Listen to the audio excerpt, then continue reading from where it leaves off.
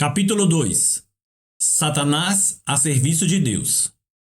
Chovia na maior parte do percurso enquanto seguíamos pela BR-116 rumo a Curitiba. Embora o apelido da estrada fosse Rodovia da Morte, ela não nos amedrontava. Talvez porque já havíamos feito várias vezes o trajeto de São Paulo até a capital paranaense e vice-versa. E também pelo fato de confiarmos na proteção de Deus. A viagem seguia tranquila e sem excessos, e, como de costume, gastávamos a maior parte do tempo em oração.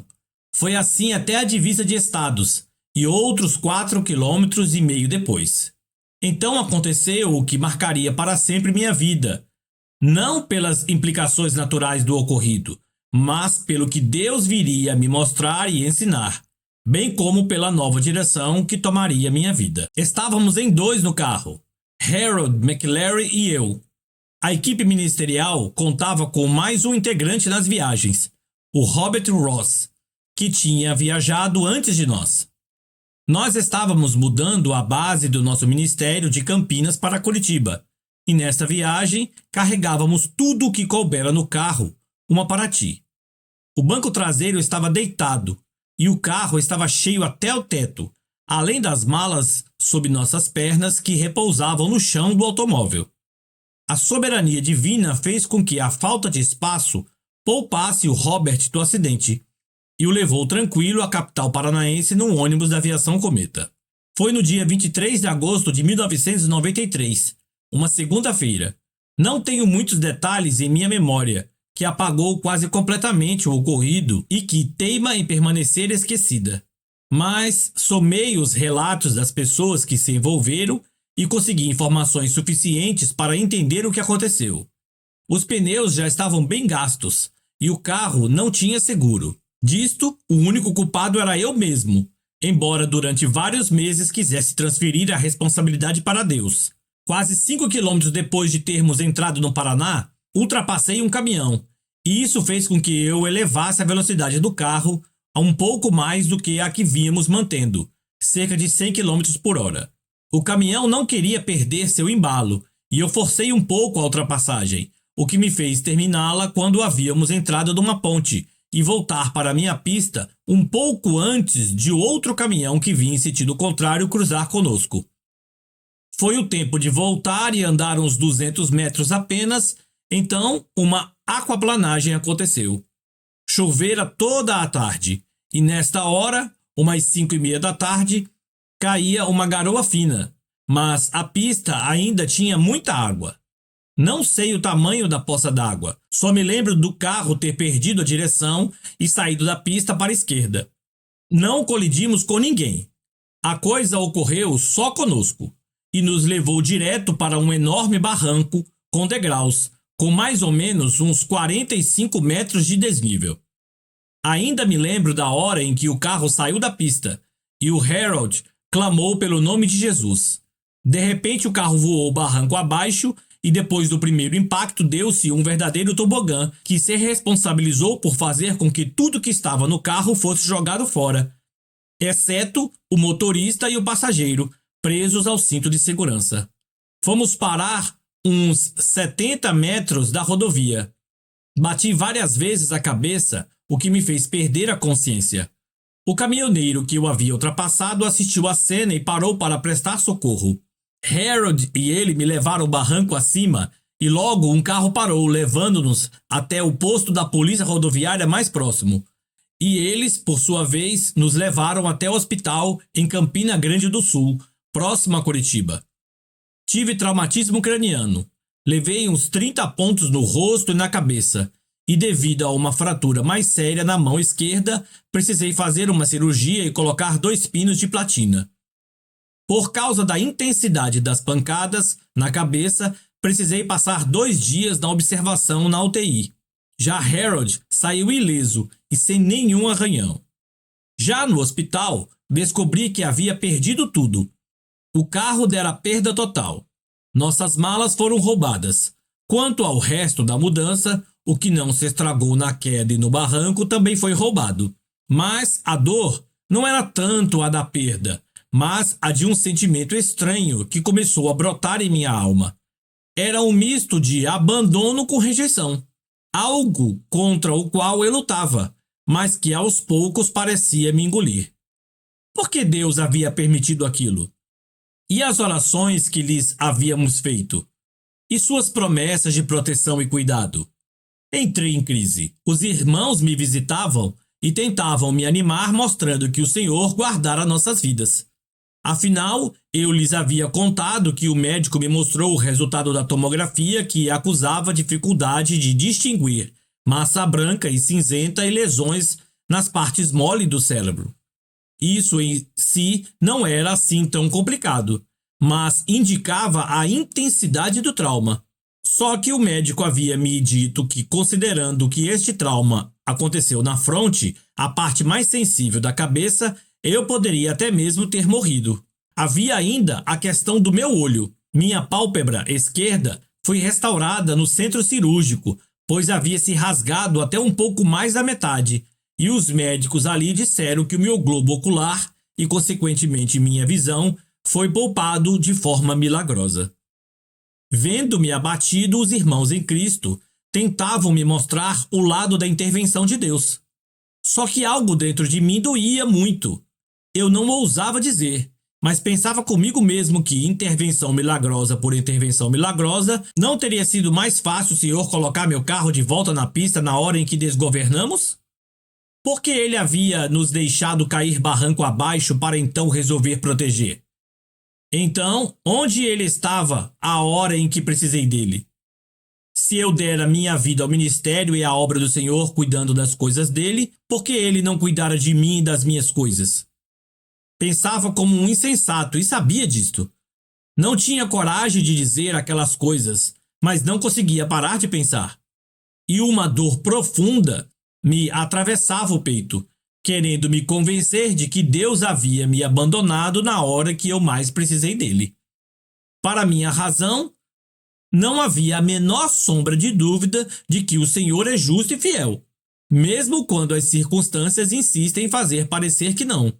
Mas eu não conseguia convencer minhas emoções.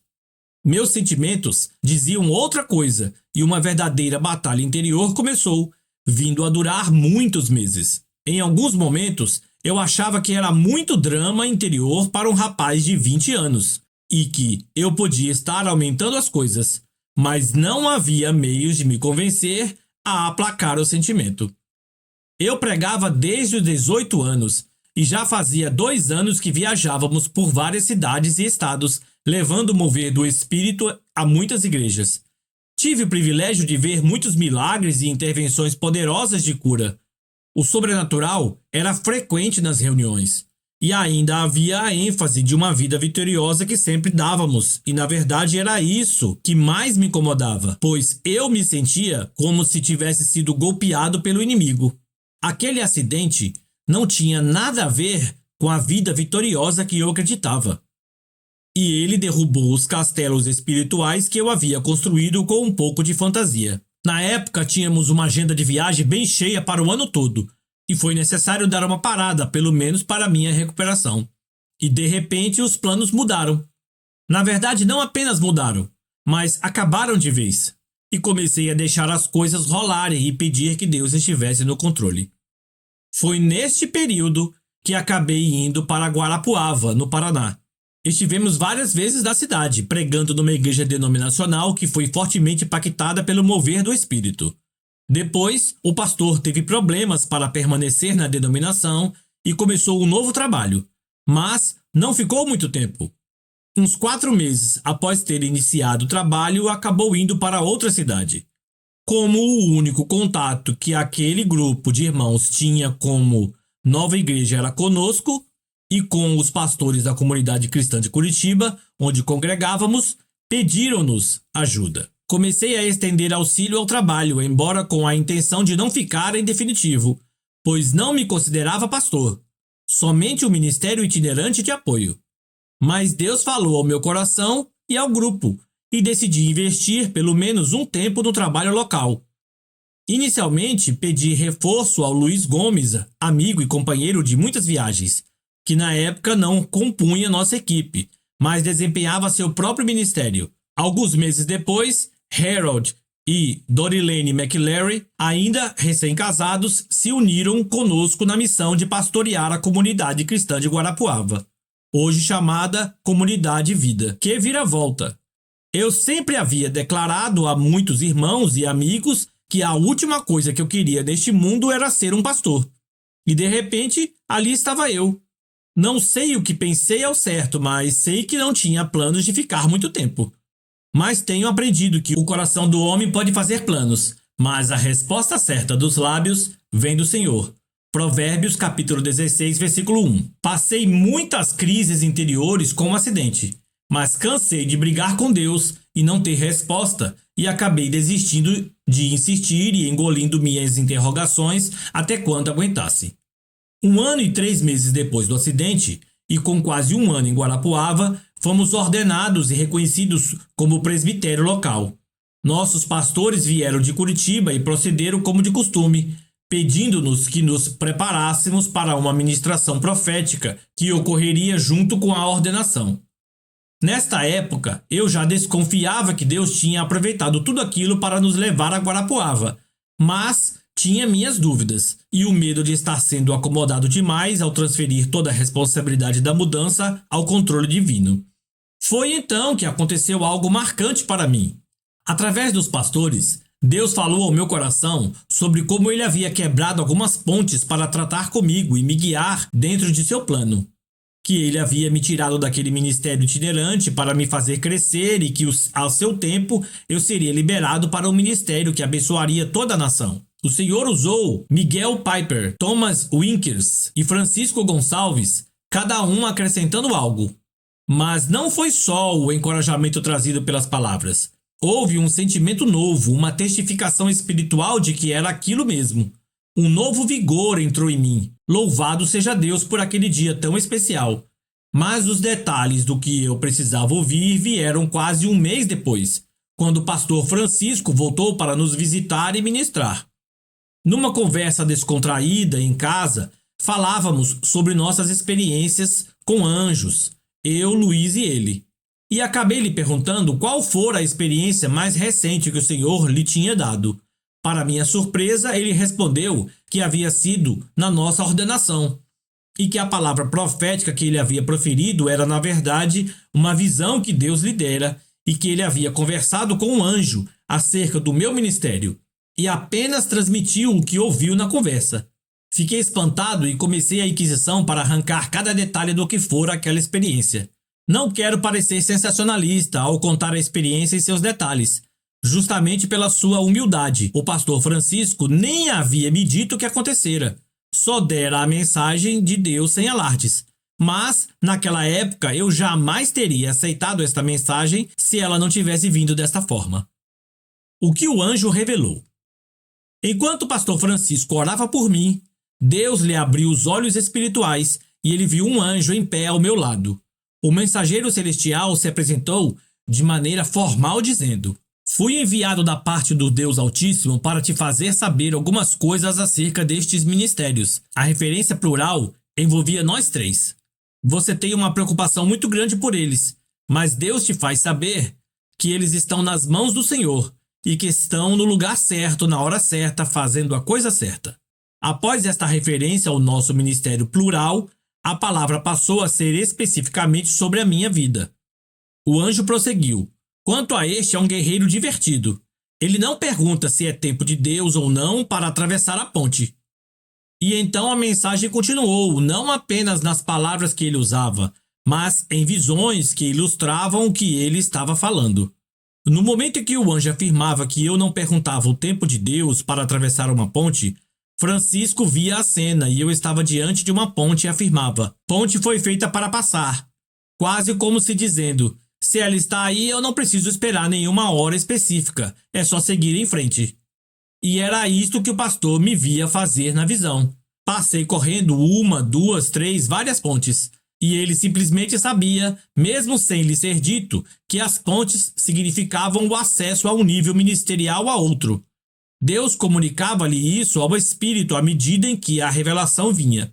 Eu passava as pontes bem depressa e uma atrás da outra, até que o mesmo anjo foi e quebrou algumas pontes diante de mim para que eu não as atravessasse.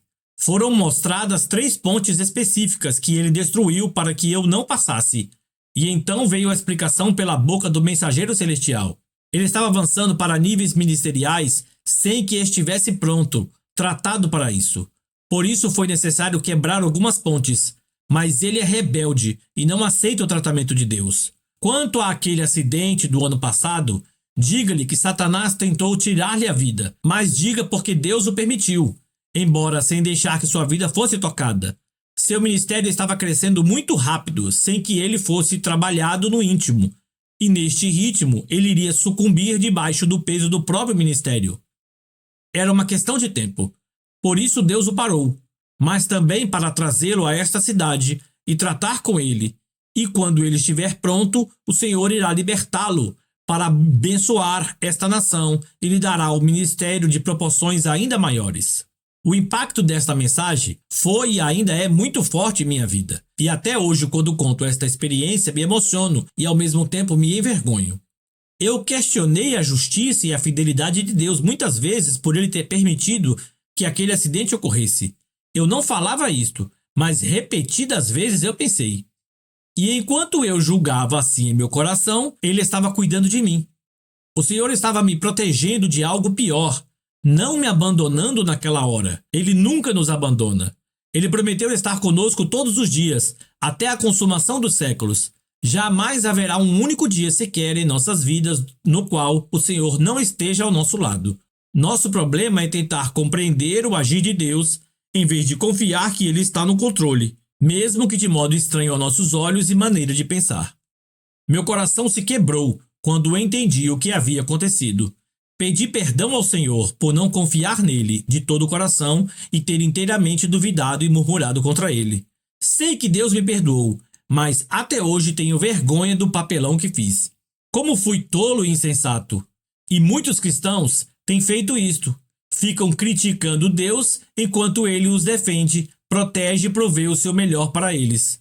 Somos os únicos injustos e ingratos nessa história e não Deus. Mas sei que o Espírito Santo vai lhe revelar muitas coisas sobre sua vida pessoal à medida em que você prossegue na leitura deste livro. Aconselho-o a não oferecer resistência, mas quebrantar-se diante de Deus e permitir que ele o sare.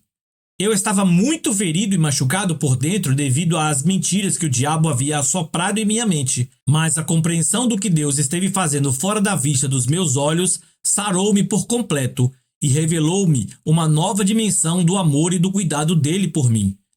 Muitas outras verdades bíblicas começariam a ser desvendadas diante dos meus olhos a partir daquela revelação. Até então, se eu ouvisse alguém ensinar o que hoje estou ensinando, eu discordaria e possivelmente até entraria em choque.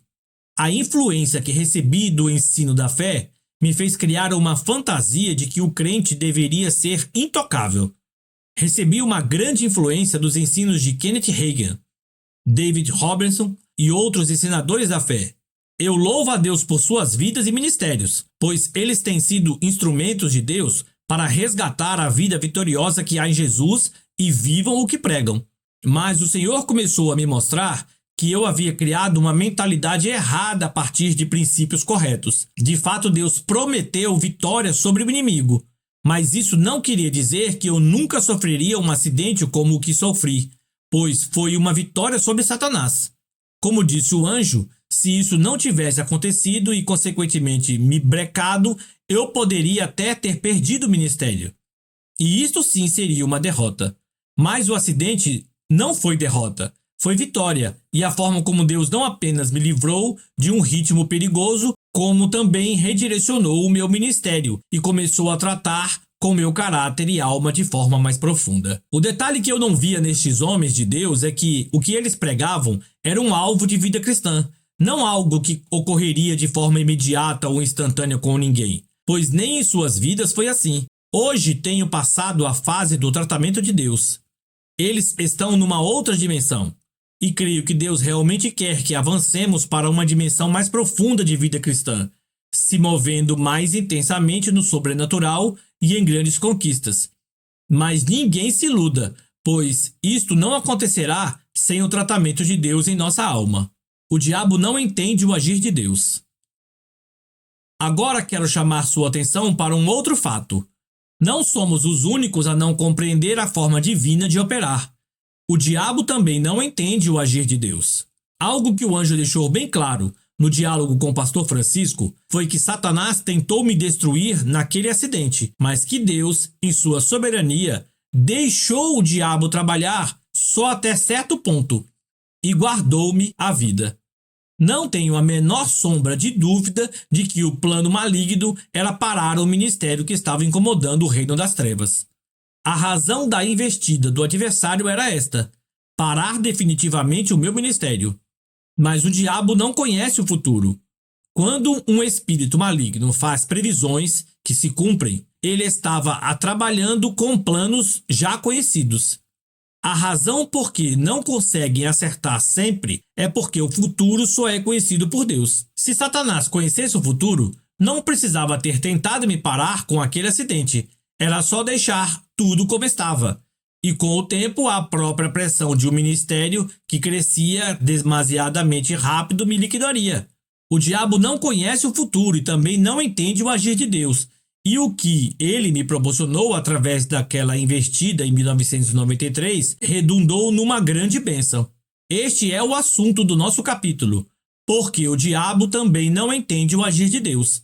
Ele muitas vezes acaba trabalhando para Deus.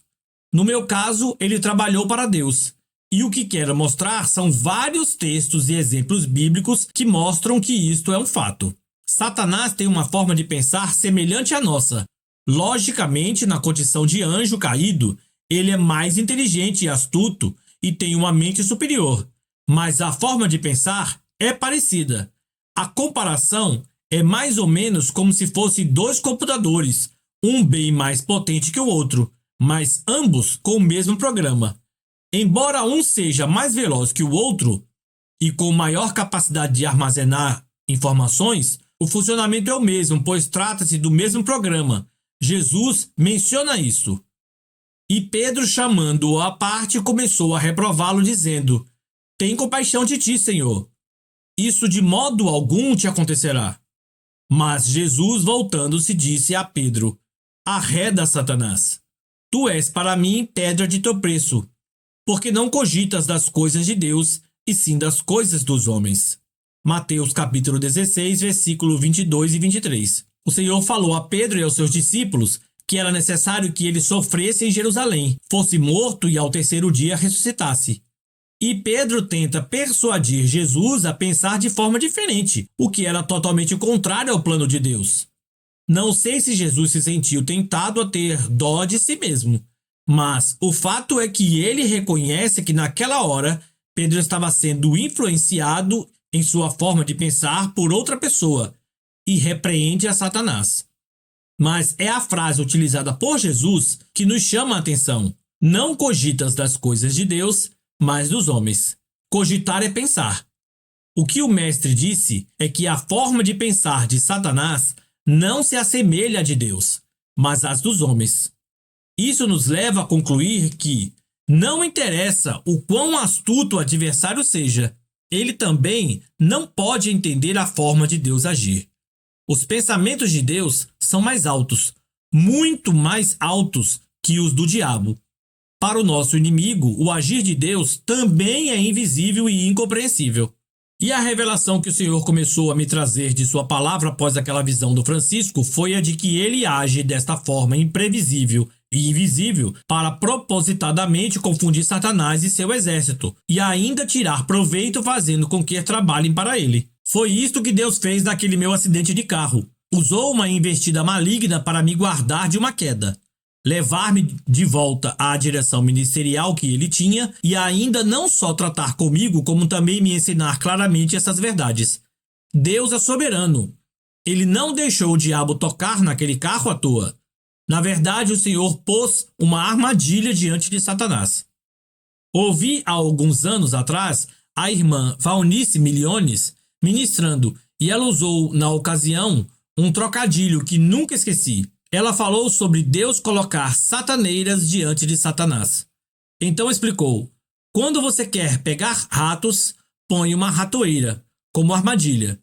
E como Deus não pega ratos, não usa ratoeira. Para pegar Satanás, ele sempre usa as sataneiras. As sataneiras de Deus.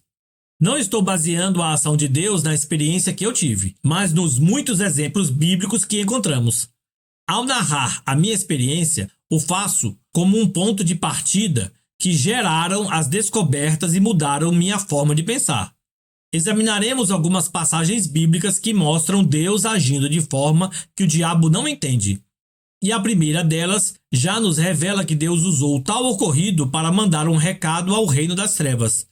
Sua multiforme sabedoria não pode ser compreendida. A mim, o menor de todos os santos, me foi dada esta graça de pregar aos gentios o evangelho das insondáveis riquezas de Cristo e manifestar qual seja a dispensação do ministério, desde os séculos, oculto em Deus, que criou todas as coisas para que, pela igreja, a multiforme sabedoria de Deus se torne conhecida, agora dos principados e potestades nos lugares celestiais, segundo o eterno propósito que estabeleceu em Cristo Jesus, nosso Senhor. Efésios capítulo 3, versículos de 8 a 11. O texto fala sobre um mistério, um segredo que desde os séculos estava oculto, escondido em Deus. O contexto, os 2 capítulos anteriores e o começo desse, nos revela que tal segredo era a inclusão dos gentios, ou seja, a igreja, no plano de Deus para estabelecer seu reino na terra. Embora o que se esperava lendo o Velho Testamento, que era Israel que cumpriria o plano divino, Deus tinha um segredo prometido nas entrelinhas das profecias acerca de Israel, o que apontava para a igreja gentílica. Isso só veio a ser revelado nos dias do Novo Testamento. Mateus capítulo 21, versículos 33 a 46 e Efésios capítulo 3, versículos 2 a 5. A revelação do mistério foi a manifestação da igreja. E através dela, o apóstolo Paulo disse que Deus tornou sua multiforme sabedoria conhecida dos principados e potestades nas regiões celestiais. Não que estes principados não conhecessem antes a sabedoria de Deus. O livro de Tiago diz que os demônios creem em Deus e estremecem. Eles conhecem o poder e a grandeza de Deus. Só que quando a igreja surgiu, isso foi algo totalmente inesperado no reino das trevas. Foi uma verdadeira sataneira. O diabo não esperava por esta. Havia uma expectativa tremenda nos dias de Jesus pela vinda do Messias, que estabeleceria o reino de Deus, conforme fora dito claramente pelo profeta Daniel. Os profetas apontavam a vinda de um rei e seu reino, e era isto que os judeus esperavam, e foi contra isso que Satanás se armou. Para que um reino se estabeleça, é preciso pelo menos 2 coisas básicas. 1. O povo do reino, os súditos. 2. O rei do reino. Se tirarmos qualquer um destes elementos, não haverá um reino. E os registros bíblicos nos revelam que Satanás fez destes elementos o seu alvo para tentar impedir a manifestação do reino. Alistei o povo antes do rei não por ordem de importância, mas de chegada. Pelo menos aparentemente já se sabia quem era o povo bem antes de se saber quem era o rei. Digo aparentemente, pois embora Deus tenha feito promessas à descendência de Abraão, o que nos levaria a interpretar como sendo o Israel natural, a revelação que o Novo Testamento trouxe é que os filhos de Abraão não são necessariamente os da carne, mas os da fé. Romanos capítulo 2, versículo 28 e 29 e Gálatas capítulo 4, versículos 22 a 31. Mas isto não ficou claro antes da vinda de Jesus. Portanto, era de se esperar que o povo do reino fosse o Israel natural, e o diabo tentou destruí-lo desde o princípio da aliança de Deus com Abraão. O livro de Ester, por exemplo, é a narrativa de como o inimigo tentou exterminar esta nação e como Deus estava sempre presente, guardando-os. E nos anos que antecederam a vinda de Cristo, o diabo sufocou a nação israelita debaixo de 4 grandes impérios: Babilônia, Medo-Pérsia, Grécia e, por fim, Roma. Em todos eles, ele tentou destruir a identidade da nação.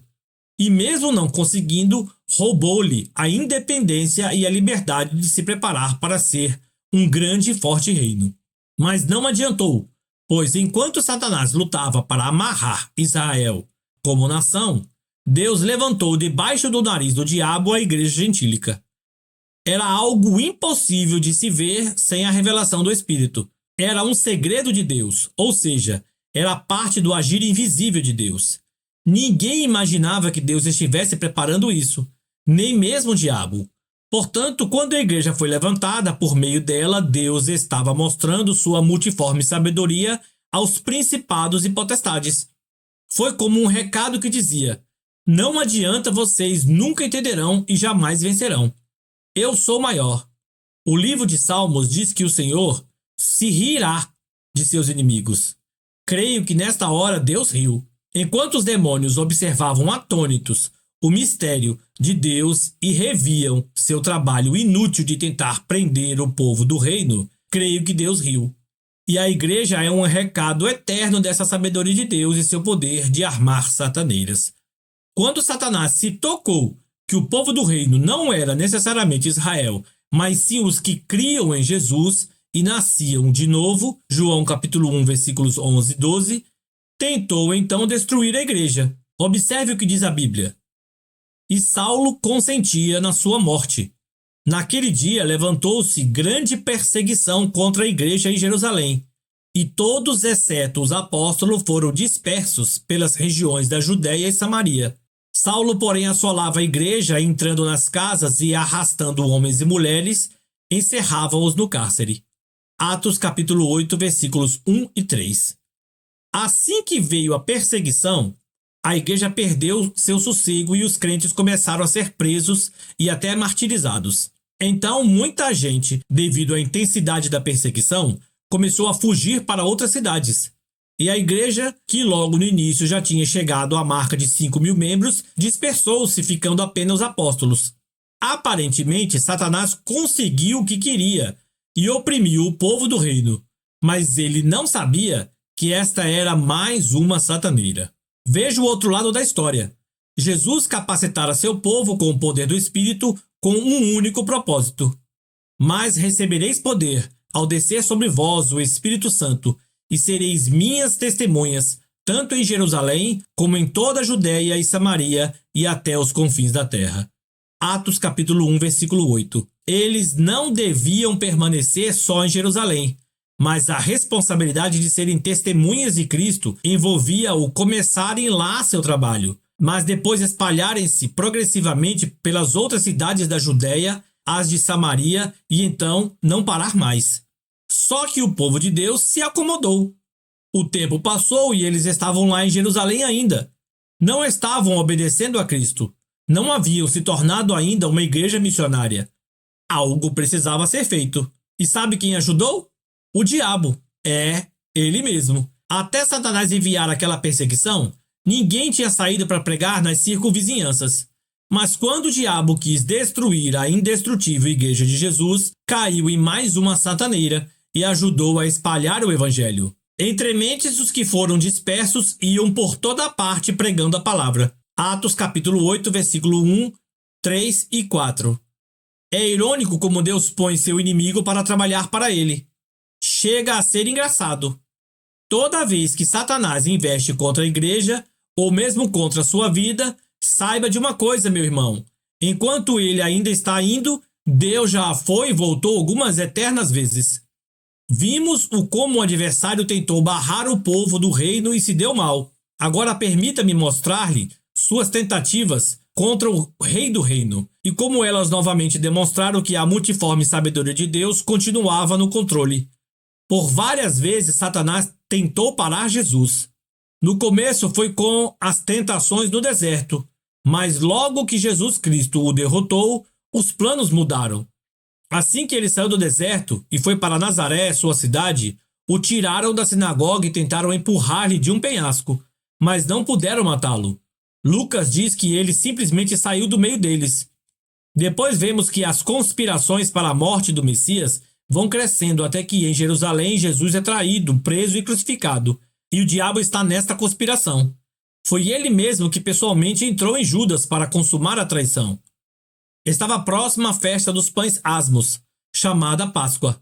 Preocupavam-se os principais sacerdotes e os escribas em como tirar a vida a Jesus, porque temiam o povo. Ora, Satanás entrou em Judas, chamado Iscariotes, que era um dos 12. Este foi entender-se com os principais sacerdotes e os capitães sobre como lhes entregaria a Jesus. Então eles se alegraram e combinaram em lhe dar dinheiro. Lucas capítulo 22, versículos 1 a 5. Nosso Senhor mesmo declarou no Getsêmani, quando foi preso: esta é a vossa hora e o poder das trevas. Lucas capítulo 22, versículo 53. Não era apenas a hora humana daqueles que tinham conspirado contra Jesus, mas era a hora do poder das trevas, porque Satanás estava lutando de todas as formas para empurrar Jesus à cruz. E conseguiu. Não porque fosse mais forte que Deus, mas porque estava caindo em mais uma sataneira. Jesus acabou mesmo morrendo e houve trevas sobre a terra. Creio que naquela hora não se tratava apenas da natureza gemendo pela morte do seu Criador, mas que também se tratava de densas trevas de malignidade produzidas por uma reunião de todo o reino do mal. O Salmo 22, que é messiânico, alude figuradamente à presença de demônios em volta da cruz, enquanto fala de vários animais como cães e touros que no aspecto natural não estiveram lá. Só que 3 dias depois, Cristo demonstrou que só morreu porque quis, e que realmente, como ele mesmo dissera, tinha o poder de dar a sua vida e também de retomá-la. Ele ressuscitou vitorioso sobre todo o poder das trevas e demonstrou que não apenas sua ressurreição, mas a própria crucificação significava a derrota do diabo. Aquilo foi uma tentativa maligna de destruir a vida de Jesus. Tornou-se a derrota do próprio diabo. Veja 2 textos que dão testemunho disso. Tendo cancelado o escrito de dívida que era contra nós e que constava de ordenanças, o qual nos era prejudicial, removeu-o inteiramente, encravando-o na cruz e despojando os principados e as potestades publicamente, os expôs ao desprezo, triunfando deles na cruz. Colossenses capítulo 2, versículos 14 e 15. Visto, pois, que os filhos têm participação comum na carne e sangue, destes também ele igualmente participou, para que por sua morte destruísse aquele que tem o poder da morte, a saber, o diabo, e livrasse todos que, pelo pavor da morte, estavam sujeitos à escravidão por toda a vida. Hebreus capítulo 2, versículos 14 e 15. Aleluia! Um texto diz que na cruz Jesus despojou os principados e potestades e triunfou deles. Outro diz que era necessário Jesus morrer, para que pela morte ele destruísse o que tinha o poder da morte, o diabo. A tentativa maligna de destruir Jesus virou contra o próprio diabo e o destruiu. Nossa mente não poderia imaginar jamais que Deus escolheria um caminho assim tão estranho para vencer o diabo, dando-lhe um aparente gostinho de vitória enquanto usava isto para destruí-lo. Não podemos entender o agir de Deus. O Senhor faz questão de que assim seja, pois nesta sua maneira de agir, não somente nós, os homens, ficamos sem entender o que está acontecendo, mas o próprio diabo também fica. E na verdade esta é uma das razões de Deus agir assim, para levar o próprio diabo a trabalhar para ele muitas vezes, como servo compulsório. Há vários textos capazes de confundir a cabeça de qualquer um se não forem vistos por esse prisma. Permissões divinas para ações satânicas. Encontraremos algumas vezes nas Escrituras textos que nos mostram permissões divinas para ações satânicas. Quero chamar sua atenção para alguns deles e começaremos com um dos mais conhecidos, porém mal entendidos, exemplos, o de Jó, que foi duramente atacado pelo diabo. Só que o diabo conseguiu permissão para furar o bloqueio de proteção divina. E quem a deu foi exatamente o chefe da segurança. Perguntou ainda o Senhor a Satanás: observaste o meu servo Jó? Porque ninguém há na terra semelhante a ele, homem íntegro e reto, temente a Deus e que se desvia do mal. Então respondeu Satanás ao Senhor: porventura Jó debalde teme a Deus? Acaso não o cercaste com sebe a ele, a sua casa e a tudo quanto tem? A obra de suas mãos abençoaste, e os seus bens se multiplicaram na terra. Estende, porém, a mão e toca-lhe em tudo quanto tem, e verás que se não blasfema contra ti na tua face. Disse o Senhor a Satanás: eis que tudo quanto ele tem está em teu poder, Somente contra ele não estendas a mão. E Satanás saiu da presença do Senhor. Jó capítulo 1, versículos 8 a 12. Durante muito tempo não aceitei o livro de Jó. Dizem que durante a Reforma, Martinho Lutero quis tirar o livro de Tiago da Bíblia, pois sua maior revelação na palavra havia sido a de justificação pela fé, e as afirmações de Tiago sobre as obras o incomodavam. Não sei se isso realmente foi assim, mas eu já tive vontade de que o livro de Jó não estivesse na Bíblia. Como não poderia tirá-lo, tentei arrumar explicações para o porquê isso teria acontecido. Então comecei a ensinar que Jó havia dado brecha ao diabo. Dizia que ele era medroso, que era por ter tanto medo dos filhos pecarem que ele fazia sacrifícios preventivos e que foi a porta do medo que ele abriu que deixou o adversário entrar. Pois ele mesmo admitiu: aquilo que temo me sobrevém e o que receio me acontece. Jó capítulo 3, versículo 25. Mas Jó disse isso depois das coisas estarem lhe acontecendo. E quanto a dizer que era brecha espiritual, fica difícil ajustar isso ao testemunho que o Senhor dá acerca dele, dizendo ser homem justo e irrepreensível. Qualquer um que estivesse dando brecha e lugar ao diabo deveria ser considerado repreensível, mas ele não foi, pois não era este o problema. Se Jó somente estivesse colhendo o que ele mesmo autorizou o diabo a fazer, então Satanás nem teria que pedir permissão a Deus. Tudo isso é bobagem. São explicações simplistas para que outras doutrinas que formamos fiquem de pé. O fato é que este é um exemplo de uma permissão divina para uma ação satânica. Mas Deus não dá este espaço ao diabo à toa.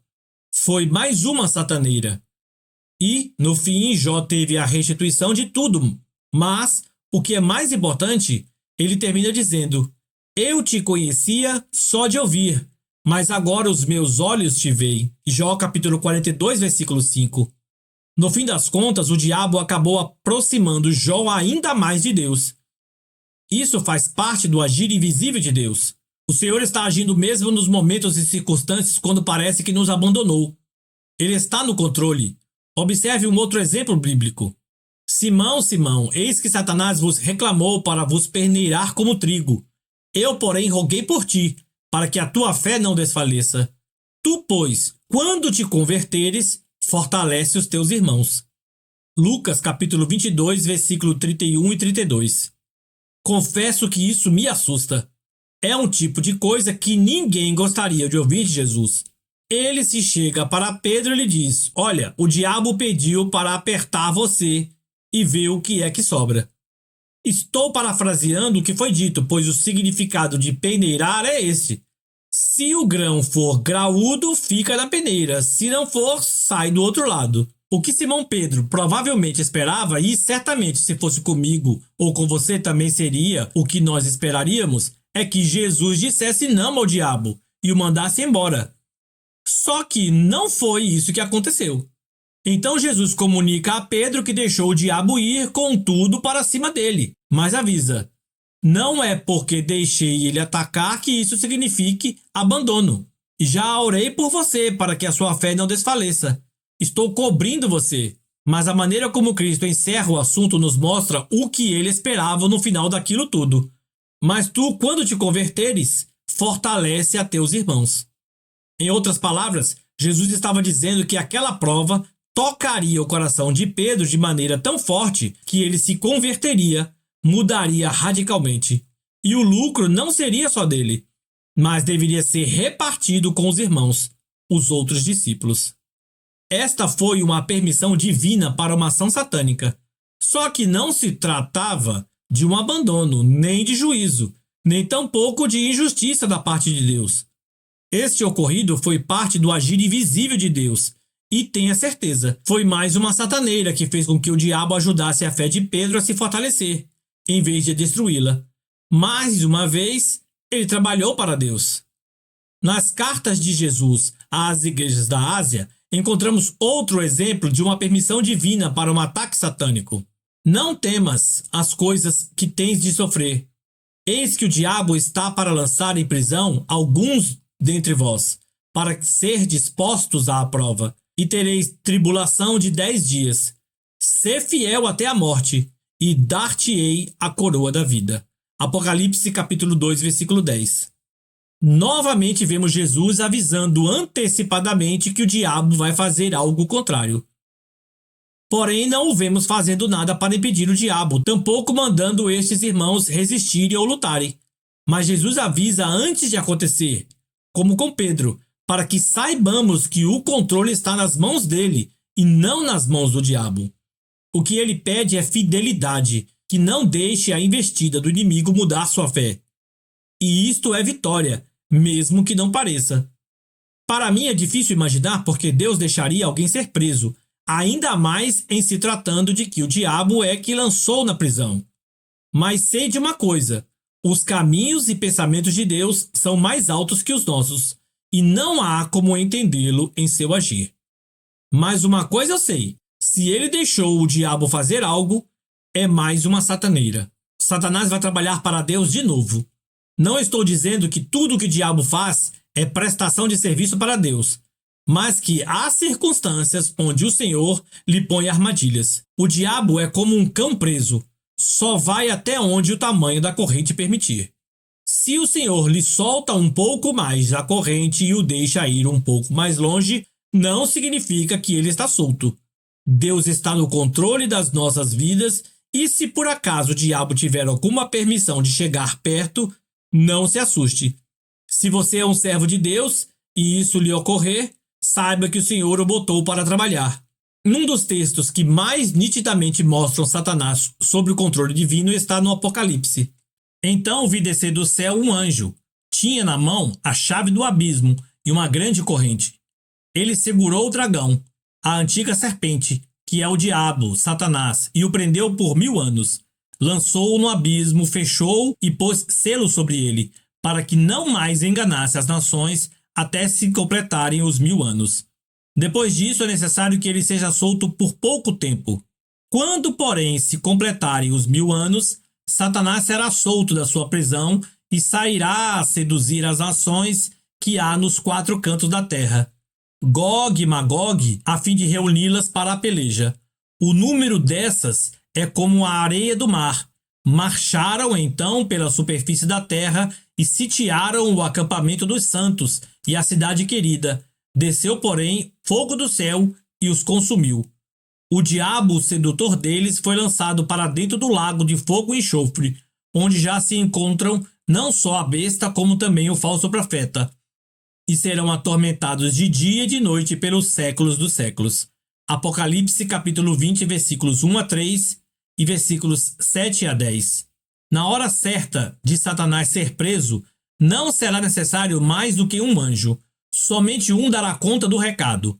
Isto mostra que o diabo não é tão grande como os crentes às vezes estão pintando, pois nosso Deus é o Todo-Poderoso.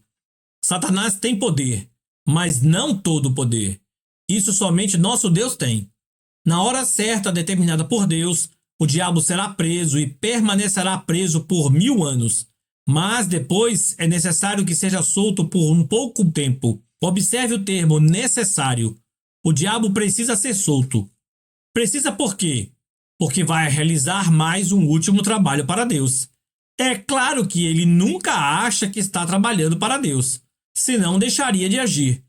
Mas ao fim de muitas empreitadas, não resta dúvida que ele acabou caindo em muitas sataneiras. Após 1000 anos de um reinado de paz e justiça, com a presença física de Jesus na terra, com tudo em plena harmonia e ainda por cima sem diabo para azucrinar a vida de ninguém, ainda assim haverá gente que se rebelará contra o Senhor. Gente que por fora se rendeu ao senhorio de Cristo, mas não por dentro. E Satanás fará o trabalho da peneira para ver quem é quem. Depois, ele e os que se rebelaram serão jogados e lançados no lago de fogo. Até a sua última hora, Satanás estará sob o controle divino e prestando serviços. Sei que falo com certa ironia, mas quero tentar chocar aqueles que acham que o diabo está fora de controle. É certo que quando alguém dá direitos legais para que Satanás opere em sua vida e ele entra destruindo tudo, Deus não se agrada disto. Não foi ele quem mandou o diabo fazer o serviço, mas não podemos negar que, ao criar os princípios espirituais, Deus criou também um risco de ter que ver o seu adversário atacar alguém, e com direito para isso. Não quer dizer que Deus mande o diabo fazer o serviço sujo. Não, 1000 vezes não. Mas mesmo assim, Deus tem o poder de levar aquela circunstância negativa que não era do seu agrado que acontecesse para uma outra dimensão em que bênçãos poderão redundar do ocorrido. E é importante lembrar que Deus é presciente, ou seja, sabe de tudo, mesmo antes de acontecer. Ele sabe onde o diabo vai atacar e quais danos causará. Sabe como reverter a situação e transformá-la em lucro mesmo antes que ocorra. Deus é Deus. Aleluia!